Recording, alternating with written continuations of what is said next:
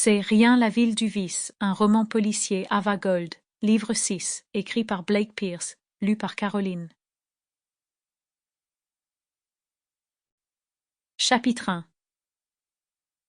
Bobby Wayne redoutait vraiment que sa famille ne meure de faim d'ici 2 mois. Même s'il avait un travail, celui-ci ne lui fournissait aucune sécurité. Il travaillait pour une compagnie de taxi dans le centre de Manhattan depuis environ 1 an, et pendant un certain temps, tout était allé très bien.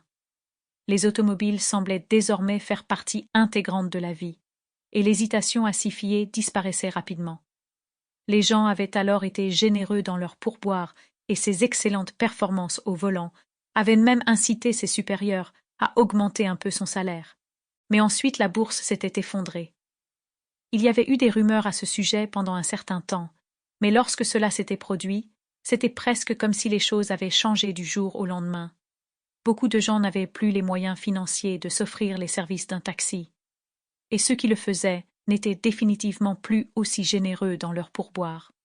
En fait, la compagnie pour laquelle il travaillait avait déjà licencié 3 chauffeurs à cause des réductions budgétaires, et il était presque certain qu'il serait le prochain.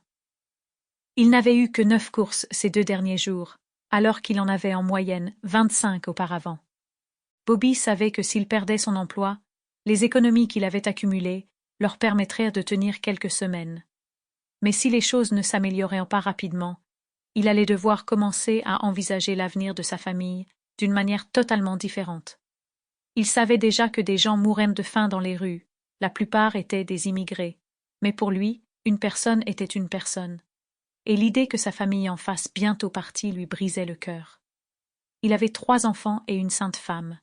L'idée de ne pas être capable de subvenir à leurs besoins et d'assurer leur confort lui rongeait le cœur. Bobby faisait pour la 6e fois le tour de la zone qui lui était assignée en taxi.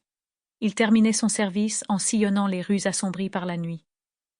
Des gens allaient et venaient, dans une petite agitation que la ville de New York était en train d'intégrer à son charme, mais il y avait ces jours-ci un peu moins de joie et d'enthousiasme. Bobby pensait que même les riches et soi-disant intouchables commençaient à ressentir les effets du krach boursier, mais qu'ils étaient incapables de se l'avouer pour l'instant.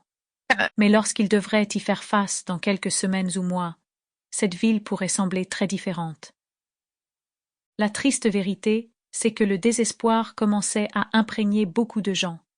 Bobby pouvait le voir dans les rues. La population nocturne diminuait, et, pendant la journée, une sorte de poids invisible semblait peser sur tout le monde. Ils étaient là, dans une ville qui créait sans cesse. Sample complete. Ready to continue?